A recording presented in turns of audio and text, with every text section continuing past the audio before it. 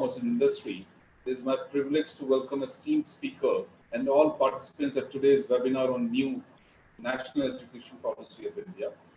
After a gap of 34 years, I mean, let me put it over here, the very first education policy was introduced in 1968, and it was revised in 1986, and it was a little bit revised in 1992, but again in 2020, the Indian government has introduced the new National Education Policy, its orientation, framework, and vision, and it is built on the foundational pillars of access, equity, quality, affordability, and accountability.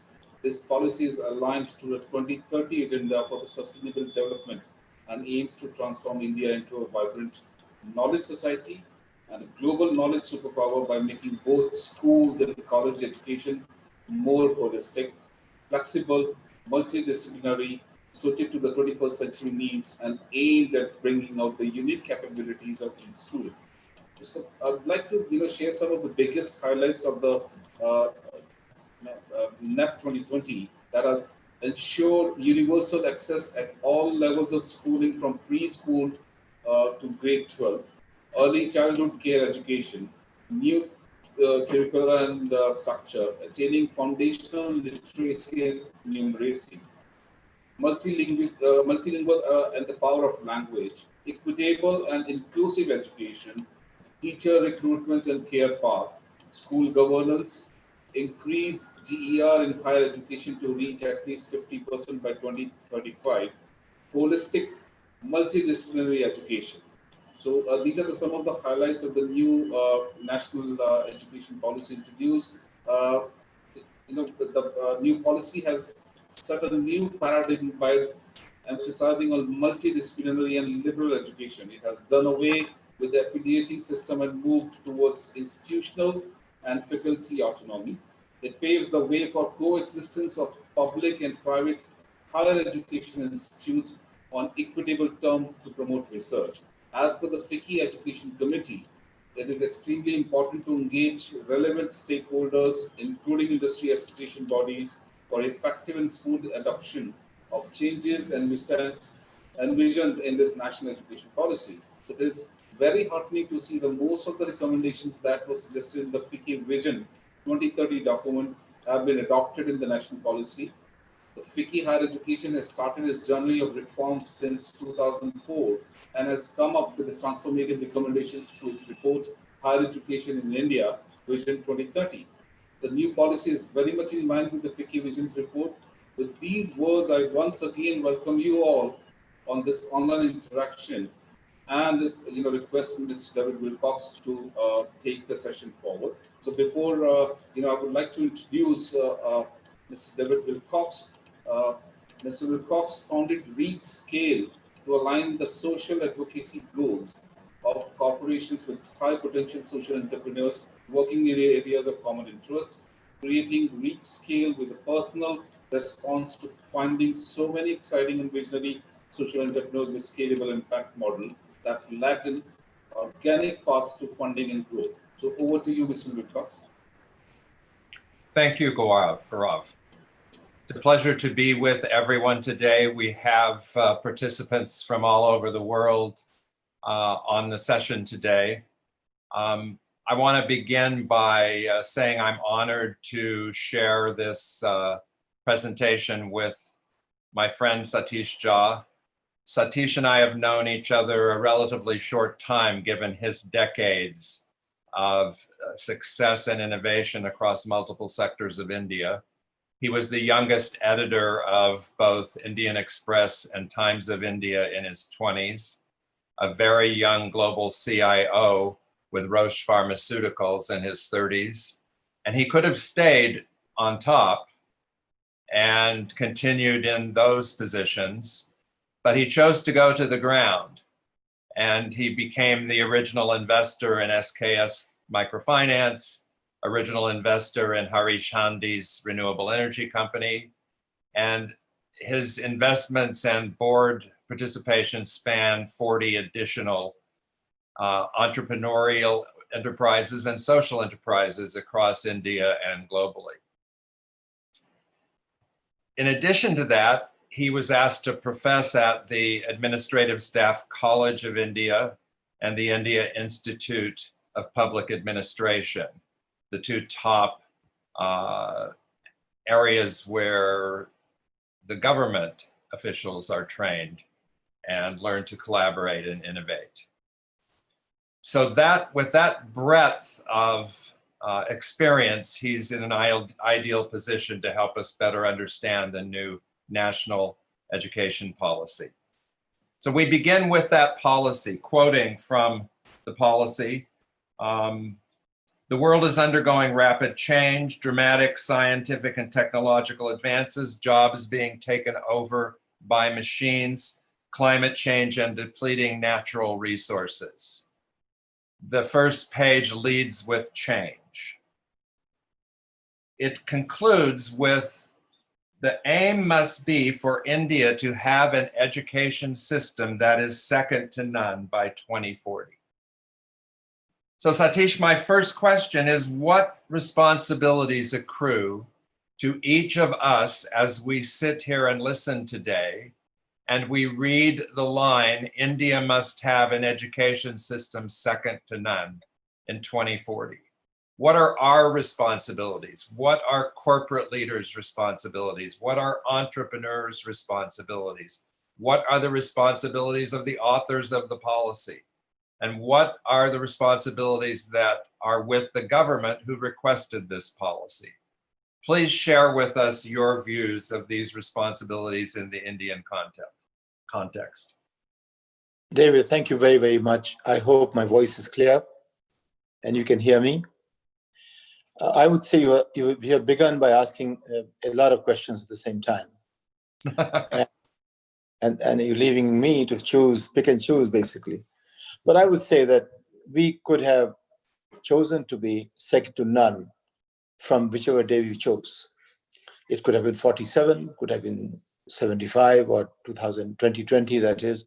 But 2020 is a good start. As we said, 2020 vision. So I think we have clarity of vision somehow this year, which has helped us get there, that is. Well, if you look at from this point of view, that nation's wealth is created by people and people's capabilities. So more skilled and capable the people, more wealth a nation will create, more prosperous it will be. That's the basic tenet of a society. In an affluent society, more people have better education, better skills, better capabilities, and that we could have planned from early on. As a matter of fact, it was planned early on, but that was again aspirational. And we tried to move in that direction. India created great institutions, but a few, the IITs, IIMs, and some central universities and some institutions of research that were created, they were all designed to move in that direction, except that we began a journey on the path as we could afford it. And even in 1968, Kothari Commission said, Dr. Kothari was an eminent educationist, and he said that India should invest 6% of its GDP in ensuring that it meets the constitutional goals of everyone, every child being educated, school educated, reading, writing capability should be in, and so on and so forth. But times have changed. Today, education doesn't just mean literacy. It just doesn't just mean knowledge. It doesn't just mean one skill. It means an ability to think and keep pace with the times where knowledge is being created at a faster pace than we can think. A very simple example is, we all believe by now that every 2 years, we generate more knowledge and more information than all the previous years of mankind's evolution combined, put together. Responsibilities from the government's point of view have normally been left to allocation of budgets and creating some institutions, offering the disadvantaged some opportunities to come up to speed or pace up with the rest of the society, so on and so forth. But private sector normally has taken the lead in offering early educational quality. And the government took lead in offering higher education quality in the beginning. And until more recently, India, of course, had higher education was limited primarily to the government sector. When it opened up about 15 odd years ago, now there is a surfeit of lot of institutions. In fact, it was very interesting to see that one gentleman, he had 4 sons, so he opened 4 universities. So in other words, universities became an interesting part of business in that sense. And universities and private sector, they're making tons of wealth, creating wealth for their founders. And they have also opened up a whole new stream of, you can say, skilling, much more than education or learning. But some universities now have begun, offering opportunities to learn rather than just be skilling. So I would say in the past 70 years, we have gone through trying to get literacy, and we haven't yet come to that point. We have moved forward to creating some excellence, centers of excellence, institutions of excellence, and there are some still, about half a dozen IITs and half a dozen IIMs. They still rate among fine institutions in the world. Whether they make the rank of 100 or 500, that's another matter, but they are, by any standard, they have great students, and they're fine institutions by any standards. As such, ranking is a different matter altogether. So government excel in higher education, private sector excel in early education. In the past 15 years, some private sector educationists have opened up institutions which have brought in, I would say, world-class capabilities. It will take time before they begin to have every teacher, every student comparable globally. From responsibilities point of view, government tries to take major responsibility for early education. India created right to education. India also looked at how we can now offer up to secondary scale everyone free education. Those are not easy things, but they can easily be done. If we look at this way, we are investing in a child. We should not forget, we do not know which child will become an Einstein, who will be a Gandhi, who will be a Gates, who will be a Jobs. We don't know whose parents will be or are. So if you look at this way, it's like every child is a potential Kohinoor, potential Gandhi, potential Einstein. Why wouldn't we invest in them? So that's one way. But we don't quite know. So we invest in all, and we probably find all those wonderful future leaders of our society as such. If you see from that point of view, then again, what kind of quality are we offering them? So if you're starting them with no slate, even the blackboard becomes an Operation Blackboard in looking at the 90s. So you can imagine how far from realizing our dreams we could be. So one way was, for instance, when 2008, I began the project of 1 laptop per child. That was about the laptop of MIT. That was not about just a laptop. And that laptop was a very interesting concoction. I don't think even today it's available in the market. It can be created, but market creates when there's a demand for it at a level that it can sustain itself. Having said that, I would say learning today must happen on a screen. If learning today happening on Blackboard will not bring us up to speed to join the ranks of every individual on the planet. From parents' point of view, I always believe the children are closer to the future. Parents who interfere with their children's education, I use the word interfere, in terms of my experiences, when parents begin to decide what children should do, they may not always succeed in getting the best out of them. Children are closer to the future than the parents, and they should have some freedom in that sense. Government, even though there is a 6% ambition, I would say governments can always show by expanding on the beginning, for instance, by including Anganwadi on the one hand, including vocational studies on the other hand. I think India can always say we spend 6%. I hope that won't happen in this one, and they will spend 6% actually on education from early education to whatever they consider the terminal education. But it should not be that by including the existing Anganwadi and existing vocational studies, government can legitimately claim 6%. I hope it's not just that. So from parents and government's point of view, those responsibilities are important. The students will obviously, like I said, they're closer to the future, and given opportunities, they will explore and they'll find it. We have to have faith in them. From teachers' point of view, we need to create a cadre of teachers who are actually as good as the kind of teachers we need, who are motivators, who make them curious, who make sure they learn with the students, because the students are closer to the teacher. These are cultural changes. They will come about whether we want them or not, if we want to succeed. If we come in the way of these changes, probably we'll have challenges. David. Satish. So that's a very interesting point you bring us to, because the children being the future depends partially on the children being presented with the opportunities to choose to be the future. Very interesting headline from the Times of India, March 1st, 2019. India choosing to benchmark itself on the Pisa is massive. It says India wants to be measured globally. So the Pisa is the measuring system that the world uses to test 15-year-olds on those basic capabilities, literacy, mathematics, etc. And they rank currently 148 countries.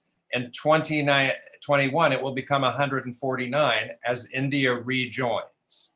They left that ranking in 2009. So explain to us why it's so important and what it indicates that India is choosing to rejoin and be ranked against the world in education. Well, if you want to be second to none, you have to judge yourself against the best. And that should be the basic principle. But more importantly, I would say, if I'm a student, I can't judge myself.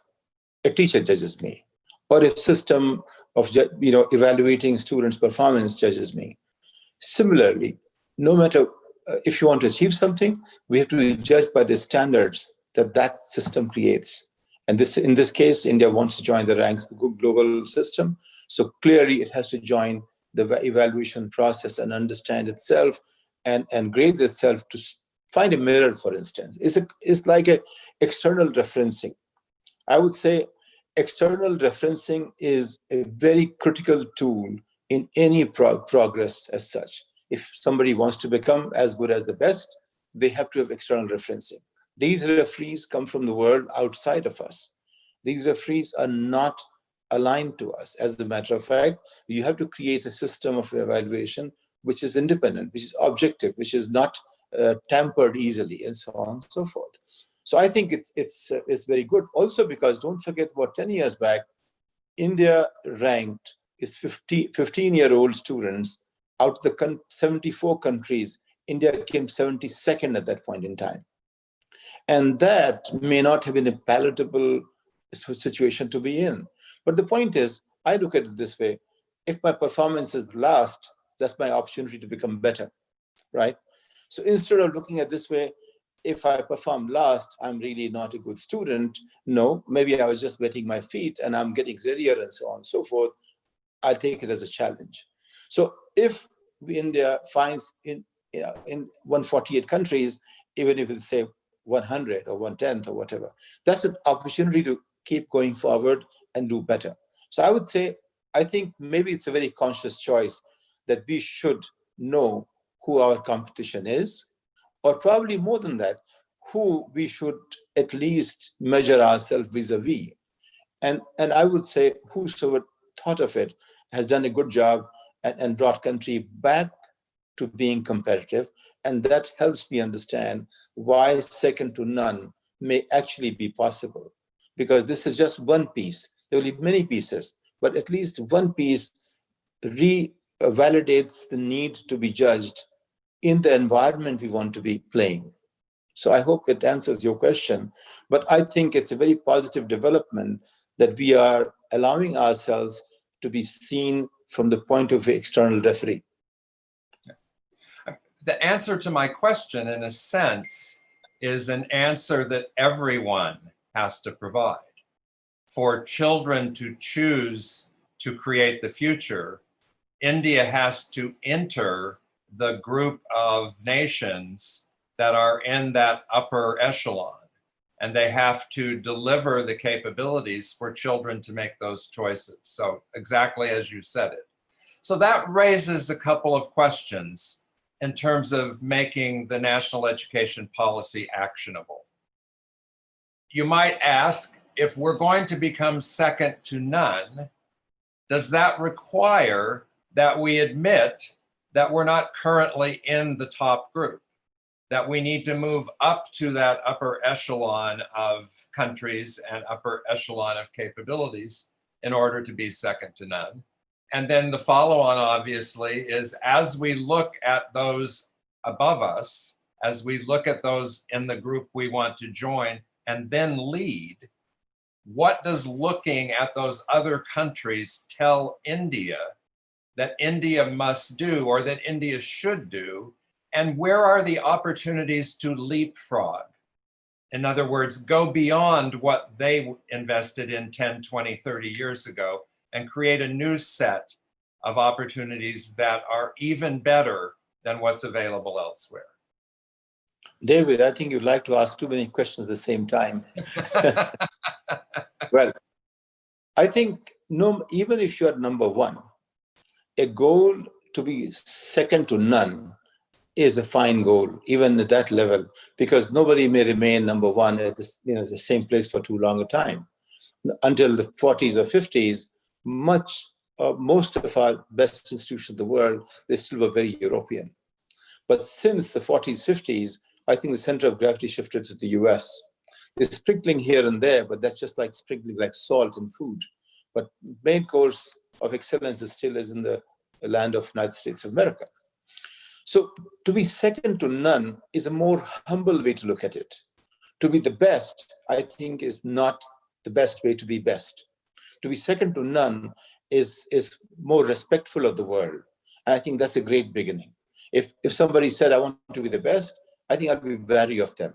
If somebody said, I want to be as good as the best, I think I respect that.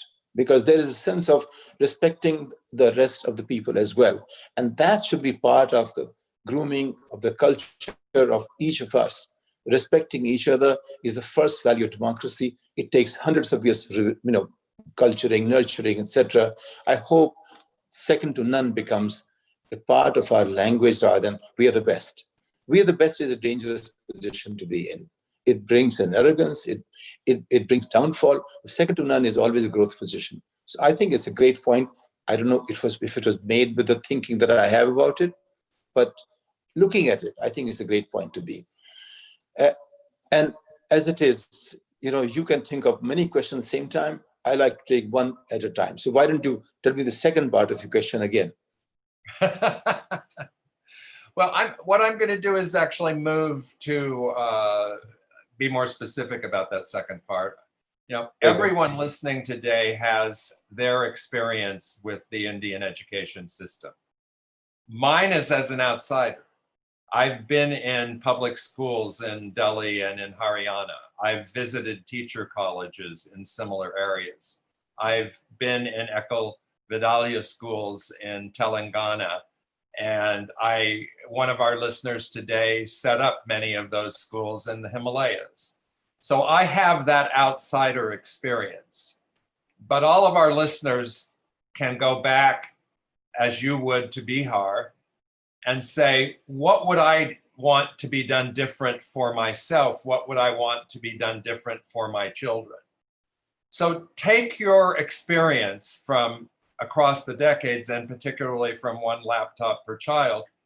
Talk to us about what has changed since one laptop per child and what you would argue should be that vision for Indian education today, given where we are today and given all of those assets that we're looking at. Okay, when I began my journey with one laptop per child, my basic premise at that point in time, naive or otherwise, was that, look, I was a child. The government of India offered over an 11-year period about $1,000 in scholarships, less than $100 a year. And that allowed me to pay back more than 1,000 times, several thousand times in taxes. So I thought it was a very good investment. So I felt just giving $200, $300, $400 of investment per child probably will contribute so much more in terms of national GDP in about 20 to 25 years time frame. So it's a good idea to be, number one. Number two, the idea was a child in an environment where teachers themselves are not as good as the best. How will the child learn? So therefore, if child has a screen becomes window to the world, and child now has not just one teacher, but one more environment. It's not just one family environment, but the whole world becomes part of the window, for instance. That window to the world will probably create more opportunities because children are curious. The biggest strength children have is their curiosity. And biggest strength teachers can bring to the table is nurture the curiosity and basically motivate them. Now, the challenge is teachers can motivate them without knowing, but not knowing enough at a certain point in time. And I have seen that because I went to multiple schools, and when Sandeep Surve, who was teaching at a Khairat school in some village near Raigad, Maharashtra, he had 27 students, and I asked him 1 year after, we gave him 27 laptops. What changed? He said something very interesting. He said, before you came, we had 27 students. They were from, age group of 5 to 9, 10, whatever. And they were from various grades. And they were all sitting in one room in one class. I will give them exercises. I will talk down to them. I will teach them. I'll give them information. I'll give them curriculum. Since the one laptop per child came, children began learning on their own as well. And they will figure out a few things I did not know. So I learned from them. So it became both a learning-teaching relationship. And today I can say that I learned from my students probably as much or more than they learned from me. Now, if that was a relationship, if that was possible, that will be great, because now not only a child learns with the one laptop per child or any screen, but parents also learn and teacher also learns, because teacher was frozen in time. Once I asked my younger son, his grades in English were not very good, and I spoke to the teacher, and she said, have you seen his homework? So I went and asked, can you show me his homework? I had never asked him for that because I thought children should learn on their own. When he brought me his one-page note, I found there were 5 red pencil marks. And so I said, well, I think does she not sound right? He said, well, maybe you think so, but think of it this way. She did her education 20 years back. She's a PhD from Harvard 20 years back, and she's frozen in time. But the words I use, they are good words in Wikipedia. So I went and checked what the words he was using. They were good in Wikipedia, but they were not good enough in 20 years old Harvard PhD in English. So effectively, an 8 or 9-year-old child could challenge a PhD Harvard in English in the subject of English itself, because teacher was frozen in time. Because we get frozen in time when we learned or what experiences we had. And a child actually can challenge that. And that ability to challenge, be respected for that. Okay, that is very, very important. Second thing what I did was, one day, Arun Kapoor was the founding principal of Vasant Valley School, which is a good school in Delhi, one of the better ones. So my children were about, I think, 5 and 9 or so. So I asked Arun, could they just come and spend a day in school? So any time. So I went and dropped them. So he assigned the 2 teachers appropriate for their age to take them to the class. 2 hours later, I get a call. Please come back, and they would like to go back home. I said, why would you do this? I mean, I thought you will enjoy. They said something very interesting. They said, Dad, maybe the infrastructure of Vasant Valley School is probably even better than our school in America. But one thing is missing. I said, what is that? The teachers don't respect students. And I said, how do you know that? So he said, because the teachers were asking students, hey, you, get up and answer this question. That will never happen in my classroom, because my teacher will never be able to say, hey, you get up and answer the question, because teacher has to respect me as who I am. Even a 5-year-old child says that. That ability of relationship of respect between teacher and student on the one hand, and on the other, a 7-8-year-old child questioning the learning and knowledge of a PhD from Harvard in English and the subject of English 20 years later, that is called an ability to progress. That was one of the main things that one laptop per child that excited me. What changed with that was 17 state governments decided to order 1 million laptops. But as you know, the procurement process is different. We did not know the procurement process. We were not ready for it. They changed the size of the screen and RFP that they did. But one good thing happened is now the government was aware the laptops were important.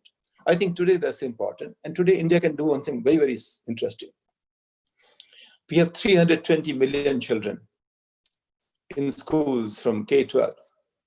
320 million children, if they were given today a tablet each of $200, that's what $200 is a good tablet in India, for instance. And they were just given that tablet. How much will that mean? That's about $32 billion. You amortize that over a 5-year period, it's about $8-9 billion a year. India's budget of education should be $125 to $50 billion annual. It's less than amortized cost is less than 10%, or less than 6-7% of the total cost of education. But what it'll do is this: it will bring students, not just the teacher, not just the existing ecosystem, which is pretty inadequate from my point of view. Maybe 5 or 6% meet the global criteria of any level of infrastructure or ability of teachers. The 90 to 95% do not. And by just doing this one stroke, government can make sure that they can compensate for the lack of that infrastructure. I tried telling the Delhi government minister, Manish Sisodia, he didn't quite understand. I tried 3-4 times. I said, every dollar invested in computer technology today, I'm talking about 5 years back, is 10 times more productive than every dollar invested in a building, in a swimming pool, in keeping the school clean, or even in educating the teacher. 10 times more productive than that, given the way the environment of learning has changed, given the way children respond to the screen, given the way our window to the world has been put in our hand. No matter how much improvement I make in my local environment, it still remains local. But just one screen makes it all so global after all. So I hope it answers some of your questions. Long questions have a way of yeah, go ahead. Satish, you just answered my next question. So let's dive deeper. Mr. Sisodia is a very smart guy. I've talked to him once. All of the leaders across the country are faced with these challenges. They all have a set of potential investments they could make. You're making the case that the ability for the child to learn on their own is the absolute critical nature of the screen. And of course, there are a whole range of supporting activities and organizations and structuring that has to happen for that to be successful. So talk to us about that. If I'm in a public school in Haryana and I'm bringing out-of-school children back into my class through the Humana People to People India program, if I'm in an Eccles school in Telangana and I'm trying to enable one teacher to do that with all of the different children in my class, if I'm in a private school in Maharashtra and I have gifted students who are way beyond several of their teachers, how do we structure things such that the entry of the screen enables all of those people to respond to those specific problems that they have in the unique way that they need to respond to them so that you get the outcomes that you want? How do you set up e-learning? How do you set up the structures? How do you make the corollary investments so that you actually get the result?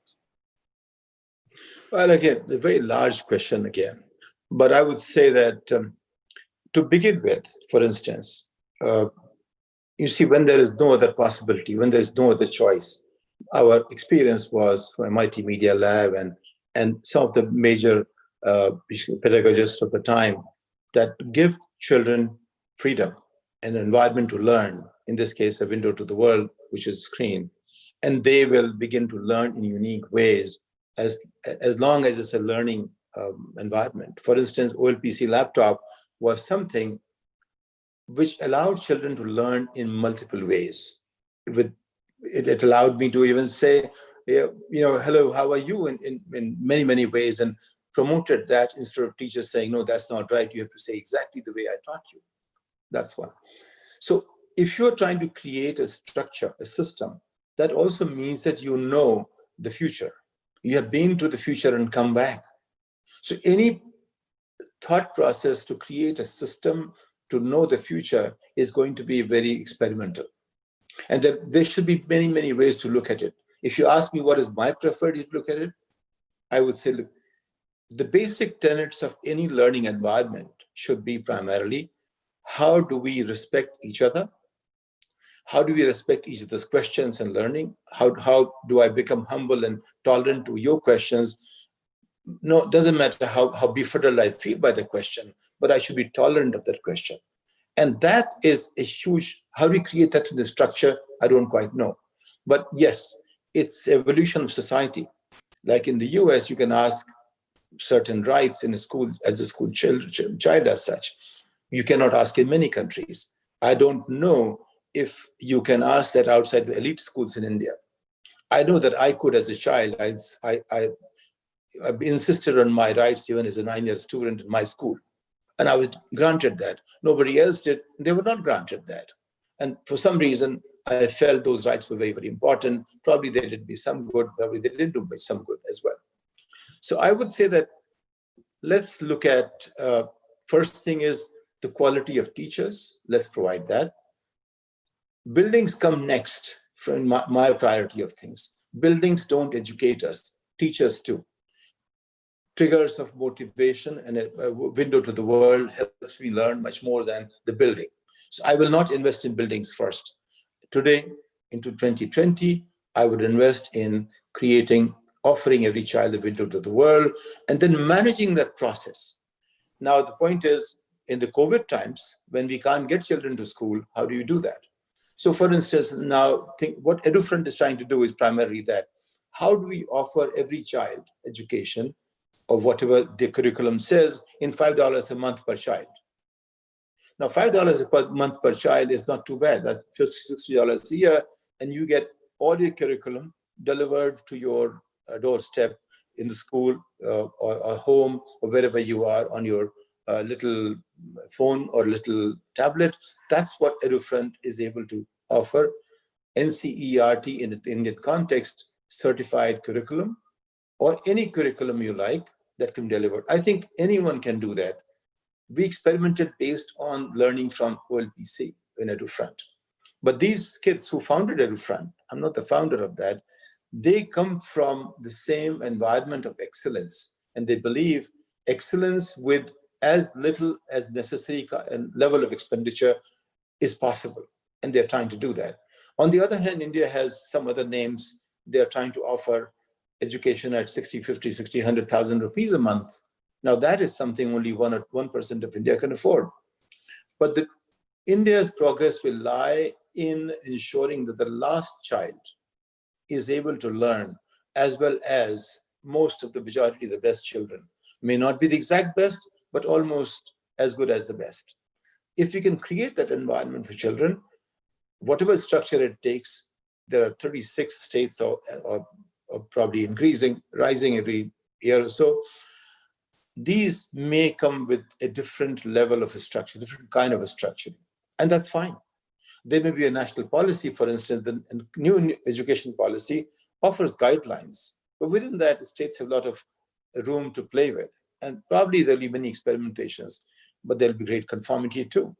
So I would wait for the structures to evolve, but as long as the window to the world is available to a child with some moderate guidance and motivation, I think it will be a great beginning for India. Fantastic. So let me combine a question from the audience, which I think is a very good one, with a quick explanation of one of the decisions that India has to make.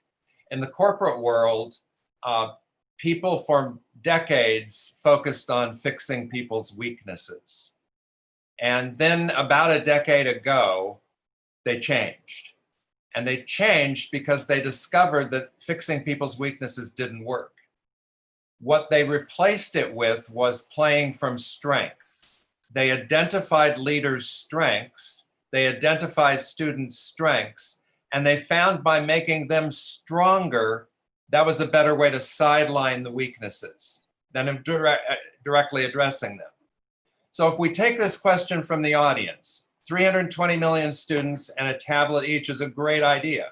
What about the recurring cost? What about the rural areas where the quality of education is a challenge? How can we make this successful in terms of teaching via screen? I would suggest that the strengths of India in the private sector, across all the technology companies, across all the communications companies, cumulatively, there are answers to those questions. How could we leverage playing from strength with the CSR law, for example, with public-private partnerships, for example, to address exactly what this listener is asking, to make that 320 million screens actually actionable and workable with all the private sector partners that could join? Well, can you hear me? Yes. Can you? Okay, good. I think, David, you asked me 19 questions in one. Okay, so let me begin. The first part of what you said, we call training. Training is about fixing the weaknesses. A large corporation becomes large by making average people perform as great people, right? Every large corporation became large by ensuring that average person was able to perform at an extraordinary level. If you think of it this way, most employees of large corporations, left to themselves, can't meet their own yardsticks they get used to. And this includes executive vice presidents of Fortune 500 companies. I wouldn't name any. Nearly all of them can't do a tenth of what they do in a corporation outside of that. That's what corporations do best. They take a otherwise normal or even subnormal person and make them do extraordinary things. That's one thing. That's called training. They train them well. But training, what it does is it allows you to just be trained in doing something which was yesterday's. Playing on a strength means innovation, means imagination for the future. How do I imagine what will become probably day after tomorrow or day after that, something which is going to be a great thing for humankind, so to say. I'm very fond of sharing with everyone a story. Once the CEO of one of India's largest technology companies was sitting on my left about 10 years back on panel, and he said that no one can teach us technologies. And my left hand went on his back. I said, I hate to disagree with the largest CEO of the largest technology company in India, one of the largest, whatever. But the level at which you presume technological competence is like using iPhone well. But technology is being created by someone who imagined what will become my iPhone and worked for 7 generations of evolution to create iPhone. That is technology, not the one who's using it. And unless we understand that level of gap, and if the CEO of the largest technology company has that level of view, now you know how far behind we may be. So the innovation of building on the strengths that you're talking about, that happens when we allow people to play on their strengths. Now that is a huge play, because most of us, if you are a boss, you want people who work for you to meet their deadlines, meet their quota, meet their targets, and so on and so forth. You're busy with that. How do you allow them to think of day after tomorrow? So they're different people. They happen outside of normal corporations. They happen when exceptional leadership comes along the way. That's why you find the great companies of tomorrow are not the great companies of yesterday.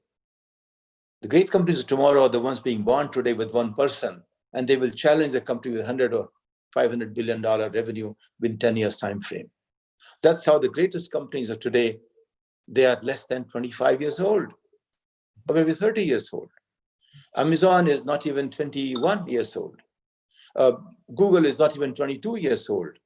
And let's not forget, just the market value of 2 of these top 3-4 companies is equal to the national income of entire India. Just about 2 million people working for these top two companies, they produce more wealth than 1,400 million people who live in India. What does it say? So that is playing on strength, but who has the courage to do so? That courage is from those who begin their new companies. It doesn't happen in large companies. It doesn't happen in established systems, whatever the name be. You can call it bureaucracy, you can call it politics, you can call it corporate management, whatever you call them. But established systems can train and take care of your weaknesses, fix your weaknesses. But those who play on your strengths are always being born yet. And by the way, always remember, the most beautiful child is not born yet. Totally agree, Satish, totally agree. So in a sense, that's the crux of the challenge for the national education policy. It starts with a group of laudable goals. It then outlines all of the things that would have, it describes what the world would look like if we achieve those laudable goals. And then it finishes with a bunch of governmental organizations, some existing, most new, that are somehow going to test and or encourage the achievement of that through some administrative structure. And you just described how the world works, and it doesn't work anything like what the NEP is describing in terms of the actual being second to none concept. You describe being second to none by creating the future, not by studying the knowledge of the past. And Jamshed Bharucha, who was the president of Cooper's Union and is currently innovating in India in the higher education space, said in a recent webinar, higher education should be deregulated completely. And then you will see an explosion of innovation that will transform India education. So how do the education business stakeholders go to the government, and how does the government stop and say, can we do this in the new way? Can we partner with the companies? Can we partner with the new higher education institutions? Can we figure out a way to do this through innovation and creating the future as opposed to replicating the past? What do we do in higher education to get to that point? You know, you love to ask complex questions, basically. I would say that so far, when we began 15, 20 years back, allowed or freed it to people to establish universities, India created some frameworks which they thought best at that point in time. So one criteria was you must have 100 acres of land. Now, what it did was it raised the bar in favor of land. Who had land become the founder of universities. So the builders became founders of universities, the construction people became founders of universities, people who owned land became founders of universities, and then what kind of education would they offer? So it was initially more skilling kind of education. They offered degrees, they basically created programs which will not pass muster anywhere in the world. You know, they read the books and they offered them knowledge-based reading of the books. And there was no thinking involved in that process, not much anyway. Now we have 15, 20 years of experience. There are 5 or 6 institutions which have emerged in the process, and I would particularly name Ashoka, for instance, which was not founded by somebody with 100 acres of land or any of those attributes that probably will, you know, create kind of imbalances in the educational market space, so to say, but they aimed at excellence. So Ashoka is one prime example of excellence. Now, there are some other universities named after some major billionaires of India. Their infrastructure may be better, but the quality of teaching that Ashoka offers is as good as the best anywhere, I would say, in the environment that you're looking at. And the students, they try to create the achievers, young achievers, etc. They will probably be the leaders of tomorrow because they think differently. So when you're looking at higher education, yes, Jamshed is right about deregulate them, but think of it what? 70 years back, if deregulated, the quality of universities being born in the private sector would have been very, very different. As a matter of fact, even in the 1980s, I found more quality in government space than private space. But today, the world has changed. Today, the private space is finally taking the lead in terms of quality, and government tries to basically measure up to that in some ways. So I think that that's an evolution process. So now India is ready, where some major industrial houses, they can come forward, major collection of people or collaboration of people like in Ashoka, they can come forward, create institutions, because now there are many successful entrepreneurs of first generation. Like I said, they believe the same way. $1,000 invested in my education, in the 11 years of education, paid off many thousand times in taxes. So they believe in that. So they will come forward and create institutions which will aim at being second to none.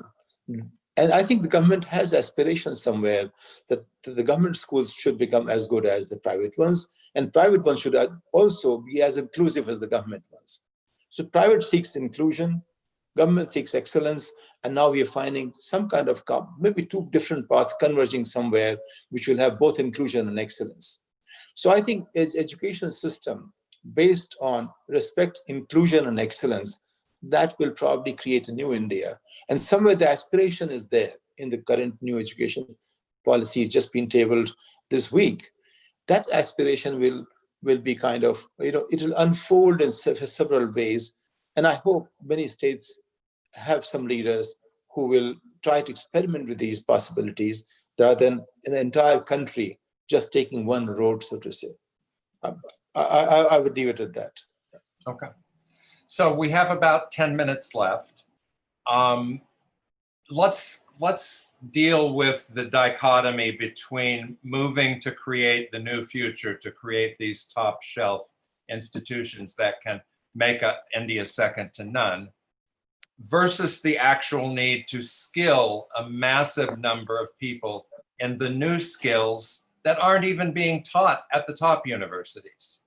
So you've got that dichotomy, and in India you have a country, a unique country, that is actually capable of dealing with that dichotomy. You could actually have different groups working on the higher education thing, and there are already many groups like LaborNet and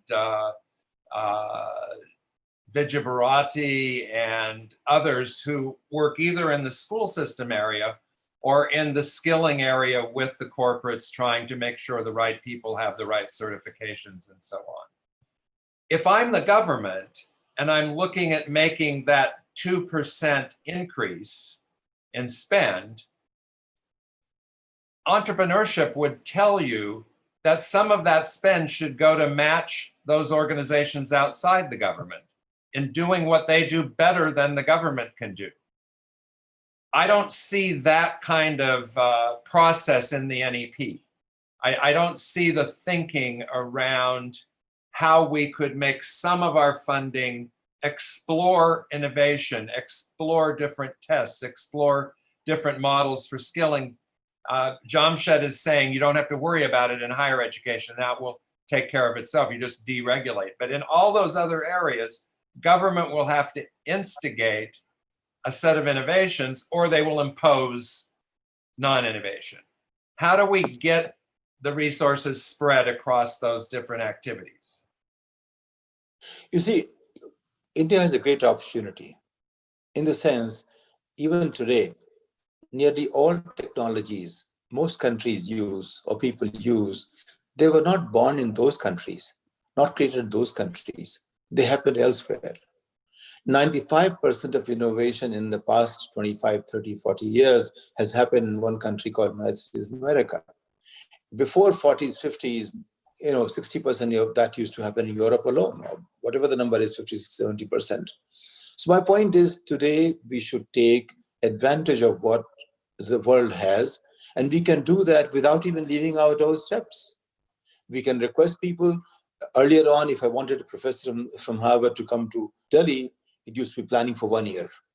For that person, it was how to visit that place, the cost of visiting, planning 24-hour journey one way. Today, all that has disappeared. As a matter of fact, including I belong to some networks, etc., of entrepreneurs. They used to plan, let's meet, okay, next year. Today, they don't do, they all Zoom today, right? So a professor, someone with excellence, a Nobel laureate, people defining a new field, they're available to every Indian today, if they have the aspiration for that. I think biggest tool today is your aspiration. If you aspire for it and the world has it or is creating it, you can have it. That's one. Second, government doesn't have to be in everything. I think the best policy is the one that creates guidelines rather than mandates. Mandating is the worst policy at every point in time. Mandating is okay in law and order, but mandating doesn't make my mind think. You mandate and I stop thinking. I will say, fine, these are the lines drawn, I have to within that box. The logic of mandate, the value of mandate, the system of mandating creates inferior human beings. People don't respect each other. Those who can't go out of the box. Innovation just doesn't respect mandating. So first thing India, or anyone for that matter, not just India, but any country, any society should know is mandating is the enemy of any progress, of innovation, of creating a good society, or at least a democratic society. Mandating may be fine in the authoritarian regime, so stay away from that. So least regulation is the best policy, but guidelines are important. Monitoring is... The US is experiencing the same thing. The No Child Left Behind set of testing has caused many in the US to think we're regressing. So you're absolutely right in raising that. Let me read 3 questions quickly from the audience and ask you to respond. Swetachari asks, how truly realistic is the NEP for at-risk children? How can we enable teachers to be better equipped for at-risk children, for learning disabilities, and so on? Damini asks, what about the problems of poor learning environment? How do you support those screens in a way that they actually transform the learning environment as well as the child's situation? And then last question from Pooja Tamta, how will this public-private education be affordable to the highly variable masses of India? And maybe you want to mention Vijay Bharati there. David, I have only one slate called Mind, and my mind is not yours. So why don't I repeat the question number 1 and I'll take one at a time. Okay. Dealing with at-risk children. How can these investments in technology help teachers to better deal with special situations with at-risk children? No, that's okay. Just one point of fine. My point is, we have to, you're looking at technology addressing a challenge. That's an evolutionary process. That's not a given. So every time a technology makes it possible, please experiment with it. Continue to experiment, and that leverage should be given to them, number 1. Number 2, at every time you'll find a dominant solution.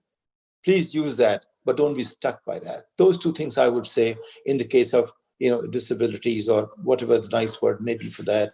And we should look at it from that point of view. Every solution we use today was born yesterday. So constantly look for the solutions being born and please experiment. And don't always look for a tablet for a solution, not a pill for a solution. Please experiment and try to find some, but don't just find it locally. Today, whenever you source a solution, look for a global answer to that. The challenge India had was, or most societies, developing societies had, was that they looked for a solution with pride in themselves and totally local environment. Shed those 2, and you'll probably find a better solution every time, almost every time. Second question that you had. Yes, Just poor learning environment. I think you addressed this quite a bit in your earlier comments. Just hone in on the technology having its right learning environment. Yeah. Third is on?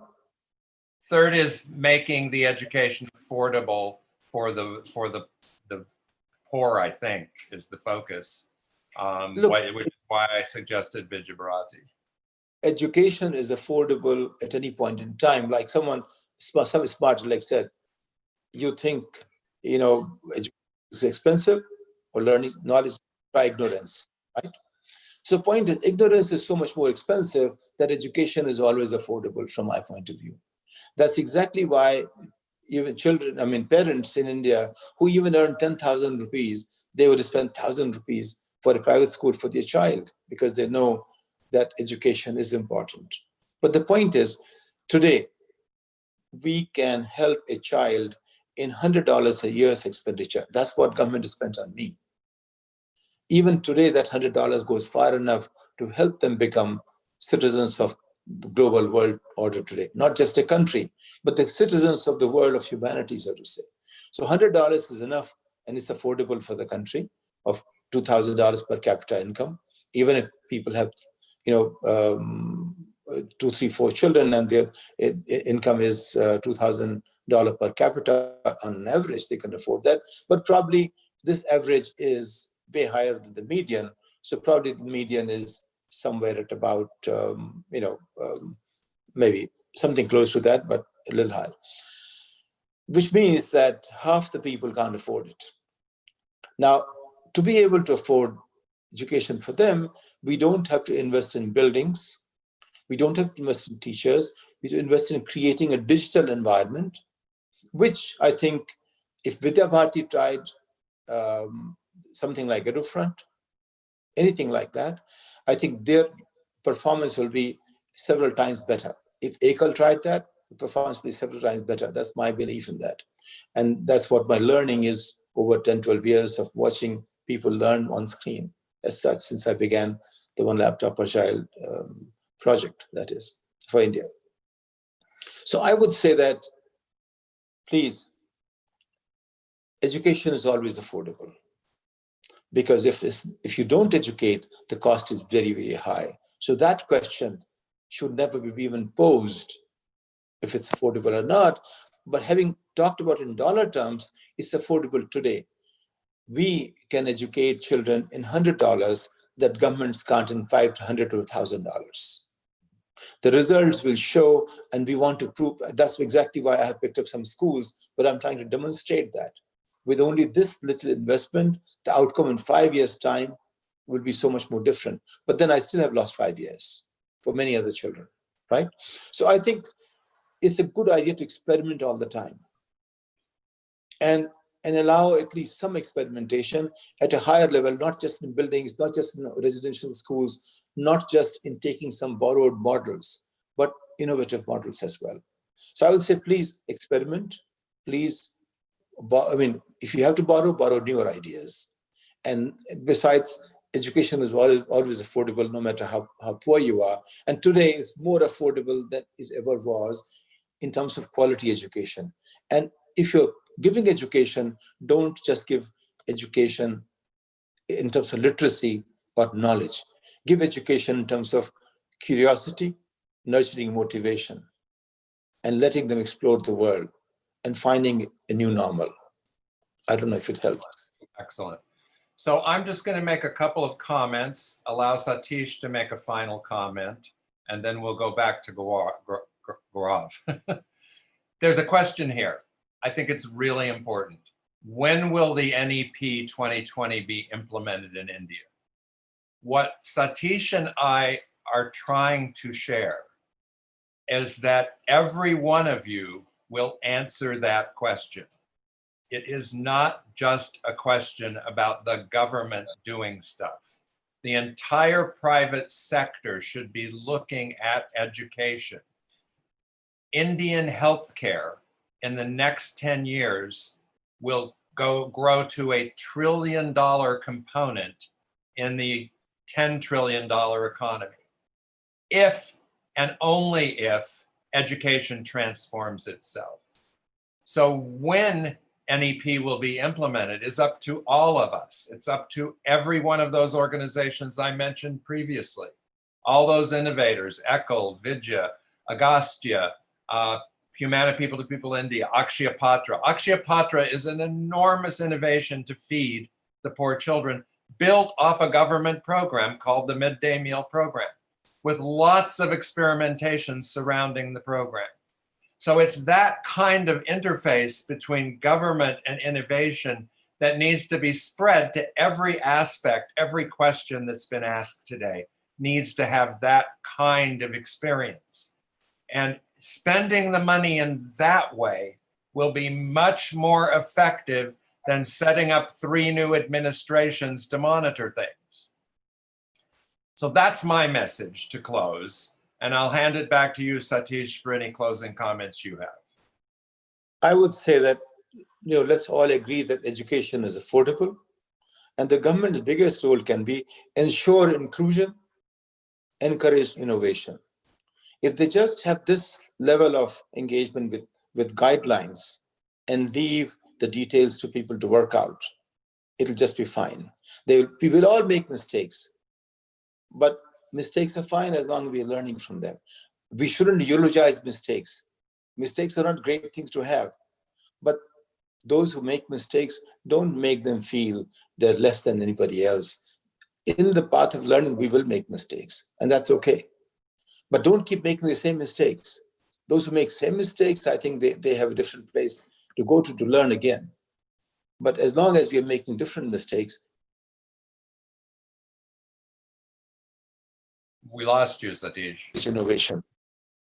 Ensure inclusion, encourage innovation. That's it. Fantastic. Thanks very much to Vicky for setting up this fantastic environment in which to share and discuss. Thanks to all the commenters and question answers. We'll try to look through those questions and hit on any we missed. And thanks to all of you for joining. Back to you, Gaurav. Thank you very much, David. I mean, fantastic session and a lot of questions you have covered from the participants. And thank you very much, Mr. Jha, for the insights that you have shared. And I'd like to thank EduFront also for supporting this initiative. And certainly we will come back soon on the second sort of series on the discussions on this new education policy. So with this, I would like to end today's webinar and apologize to the couple of attendees if the question has not been taken because of the time limit. But we have all the questions in front of us, so we'll probably try to send the answers to the attendees by response. Thank you very much to David and Mr. Jha, and have a nice evening. Thank you very much. Thank you. Thanks a lot, sir.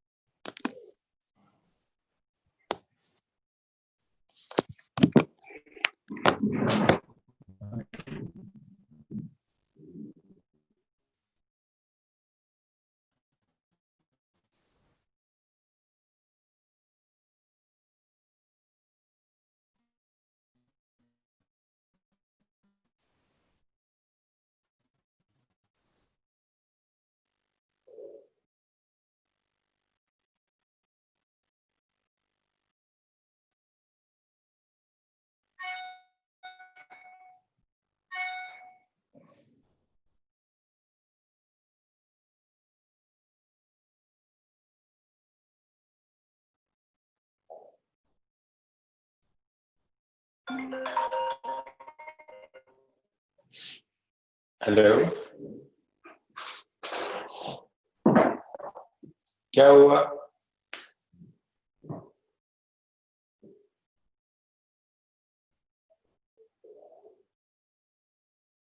ACC वाले okay okay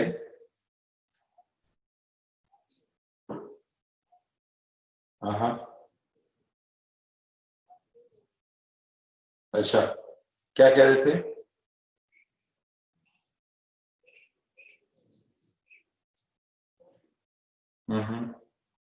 नहीं इसमें ये है ना कि Yeah.